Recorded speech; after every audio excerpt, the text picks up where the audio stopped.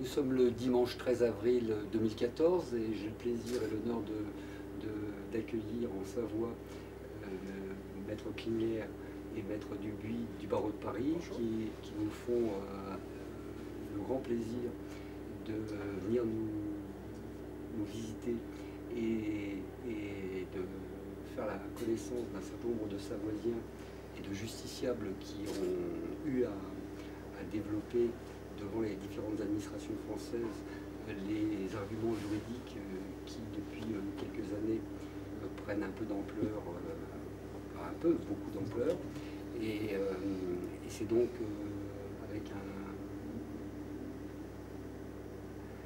un sentiment de très grande reconnaissance que je dois vous avouer que l'arrivée de renfort du barreau de Paris dans cette affaire qui mérite effectivement pour les professionnels du droit et les gens qui ont vocation à défendre les vies des personnes qui leur confient leurs intérêts au plan technique, c'est vraiment un tournant décisif dans ce combat savoisien qui remonte à plusieurs décennies.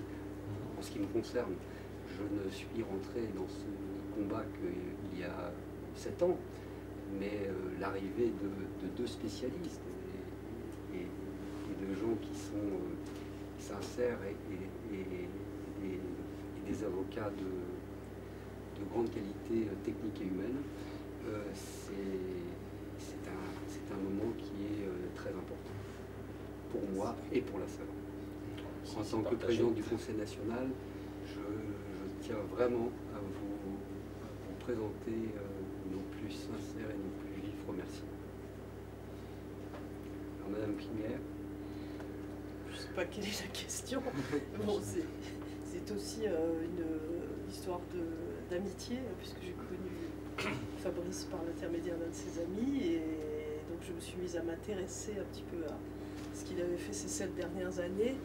Et le courage dont il a fait preuve, bon, d'abord c'est un confrère, et je trouve qu'il était extraordinairement courageux. C'est ce qui m'a décidé à répondre à son appel lorsqu'il s'est agi de prendre un petit peu en charge les problèmes de la vie courante que rencontrent les Savoisiens dans leur vie quotidienne, les problèmes qu'ils rencontrent lorsqu'ils s'opposent à certaines administrations, à certaines juridictions.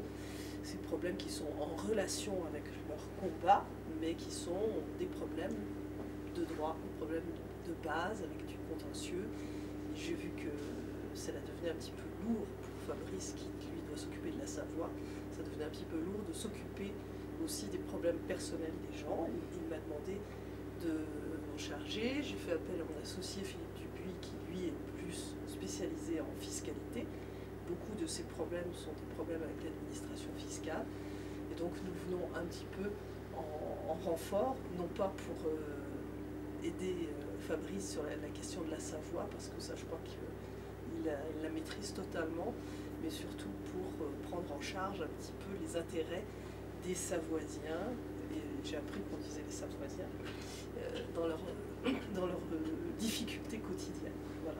Donc c'est pour ça que nous sommes venus pendant 3 jours, parce que beaucoup d'entre eux, j'ai pu constater que beaucoup d'entre eux avaient des moyens très modestes et qu'ils n'arrivaient pas à trouver des défenseurs sur place. Et nous ne voulions pas qu'ils aient à se déplacer, à faire les frais d'un déplacement à Paris. Et donc nous avons décidé, avec Philippe, de venir 3 jours en Savoie. Nous avons eu un accueil absolument royal, et de venir là, de les recevoir tous et d'essayer un petit peu de serrer leurs difficultés et de répondre à leurs difficultés en les classifiant et en faisant des actions de groupe pour assainir leur situation, clarifier leurs problèmes et pour que Fabrice ait l'esprit totalement libre pour se consacrer à sa cause qui est la cause de la Savoie. Et nous sommes très honorés d'aider quelqu'un d'aussi courageux dans son œuvre qui a commencé il y a 7 ans, pour laquelle il a fait beaucoup de sacrifices. Et je suis très admiratif personnellement de cette œuvre. Voilà. comme souvent, je n'ai pas grand-chose à ajouter au plaidoirie de Maître Klingler, mon penseur, qui ne m'a pas appelé en renfort, mais déjà sur 3 jours, il fallait voir un nombre impressionnant. On ne s'attendait pas à avoir autant de Savoisiennes aussi décidées et parfois aussi avancées dans leur implication sur un combat auquel nous sommes forcés d'adhérer un tout petit peu. Quand je dis forcé, c'est une figure de style parce que nous l'approuvons. Effectivement, ces problèmes sont des problèmes déjà connus pour certains d'entre eux. Ce qui nous aide à les traiter d'autant plus rapidement en ce qui concerne les organismes sociaux, si on ne va pas rentrer dans les détails, mais c'est essentiellement ces 2 volets qui sont la fiscalité des organismes sociaux, qui est une sorte de fiscalité cachée, il faut bien reconnaître. Et ces consultations permettent effectivement d'avoir un tri quantitatif et qualitatif des actions qui sont à mener pour désengager des procédures ou faire en sorte que les Savoisiens aient le temps d'attendre un déclenchement d'autres événements dont vous saurez mieux parler que moi. Et je m'associe avec M. Klingler pour dire que cet accueil a été vraiment très, très, très agréable et bien mené. Et nous sommes très honorés de faire partie des gens qui ont eu ce privilège. Merci encore à vous deux. Au plan technique et au niveau de l'argumentation juridique, elle vous paraît à peu près développée et à peu près... Alors, vous savez très bien que nous sommes tenus, même si nous ferons une synthèse, avec l'autorisation de chacun des personnes que nous rencontrons, nous pourrons confronter et mettre en commun certaines observations de différents dossiers qui, par nature, ont des applications très personnelles. Oui, l'argumentaire qui est développé, on peut soit le reformuler quand il a été mal présenté, alors même que la compréhension du phénomène était bien. Les gradations d'intervention que sont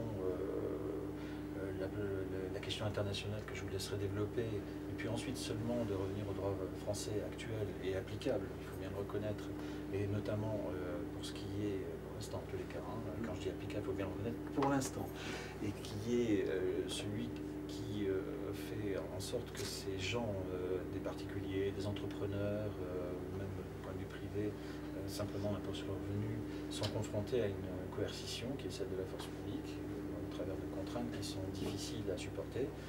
Notre premier rôle, c'est de permettre d'effectuer un barrage ou des opérations d'attente vis-à-vis de cette pression. Est-ce que vous pouvez me confirmer qu'il y a un certain nombre d'anomalies et de procédures qui sont atypiques ou étonnantes? Je peux vous confirmer en tous les cas ce que j'ai observé, ça c'est sûr.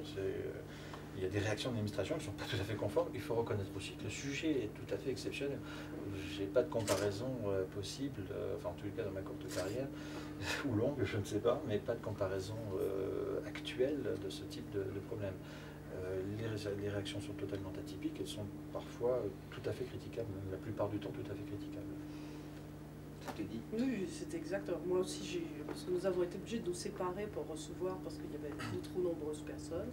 Et c'est vrai que j'ai observé certains cas où le cursus procédural qui a été suivi est extrêmement étonnant, même des choses que je n'avais jamais vues devant des juridictions, même des juridictions du 2e degré, où des procédures pas tout à fait appropriées ont été suivies. Alors je ne sais pas si c'est parce que les Savoisiens agacent, mais c'est très intéressant, en tout cas, sur le plan intellectuel, c'est vrai que c'est très intéressant pour un avocat de suivre ces procédures parce que nous découvrons ce qui peut se passer lorsque des justiciables agacent un petit peu et quelles peuvent être les procédures un petit peu exceptionnelles. Je dois dire qu'il n'y a pas que des Savoisiens d'ailleurs, il y a également des Français qui reprennent les arguments juridiques sous un angle anticolonial, considérant que la France doit respecter le droit international, qu'il ne s'engage pas dans cette argumentation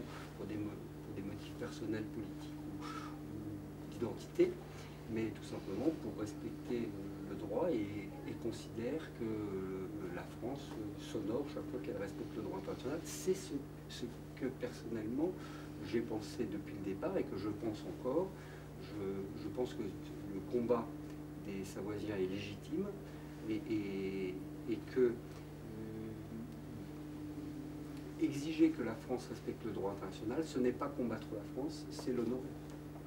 C'est ce que je continue de penser et c'est la raison pour laquelle, un nombre grandissant de personnes concernées, car le statut juridique de la Savoie ne concerne pas uniquement les autochtones ou les personnes d'origine de la Savoie, mais également des gens qui vivent ou qui ont des enfants qui sont nés ici et qui sont de plus en plus convaincus par la démonstration des anomalies qui ont émaillé ce rattachement de la Savoie à la France, la sortie de la Seconde Guerre mondiale, avec des obligations qui visiblement ont posé problème à la France.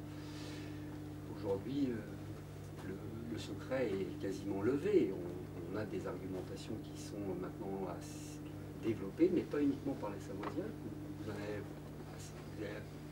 rencontré davantage de Savoisiens, mais il y a également des Français pure souche qui sont concernés parce qu'ils sont justiciables et contribuables ici, reprennent entièrement ces démonstrations juridiques, mais dans un but qui ressemble peut-être davantage à ce qui m'a animé au départ, à savoir que la France est un pays qui doit respecter le droit international. Oui, ça c'est ce que j'aime bien chez Fabrice, c'est qu'on est toujours dans des arguments magnifiques, la conscience qu'on doit faire, etc. Voilà, le progrès et la réalisation des utopies. Non, mais je pense qu'il y a aussi, de la part des gens que nous avons vus, il y a des préoccupations tout à fait actuelles et qui ne sont pas isolées. Les Savoisiens ne sont pas des excentriques plus que d'autres populations qui ont un peu les mêmes aspirations dans d'autres points du monde ou dans d'autres points de l'Europe. Et c'est ce que je trouve très intéressant, justement, c'est de comparer avec d'autres régions de l'Europe où il y a des gens qui ont un petit peu les mêmes préoccupations, très actuelles, et pas seulement fondées sur leur histoire. C'est ça qui m'a frappé. Je réitère vraiment mes sincères remerciements à titre personnel et à titre tout à fait officiel en tant que président du Conseil national, aux fonctions que j'exerce momentanément, en tout cas jusqu'au moment où les choses seront officialisées au plan international, ce qui ne devrait pas tarder. Nous en avons discuté. Il y a importance à maintenant accélérer le processus et officialiser les choses que l'on a vues de manière parcellaire apparaître dans tel ou tel dossier. Il faut faire la synthèse. Je m'en occupe activement et vraiment, je suis très heureux de compter parmi les professionnels du droit français qui viennent faire valoir les droits de ce peuple. Nous sommes très honorés.